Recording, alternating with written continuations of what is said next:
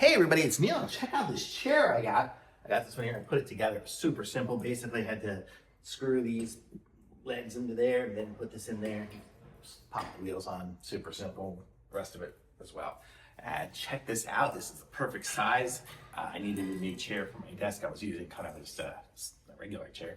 But this here, it has the arms that go up. So if I want to really slide under there, I can. I can raise it and lower it. What is it? Just pushing this screw. Oh, gotta pull it out, I think. Here we go. Now we go down and up, and then I think it also tilts back. And if I don't want to tilt, I can push it in. It stops the tilt, so can't do anything at that point. So really nice chair. Got the mesh back, so if I'm sweating and stuff like that, I don't have to worry about it. Getting my back getting wet. So it's gonna be great in the summertime. Great now. Nice cushion padding here. Feels really good on me.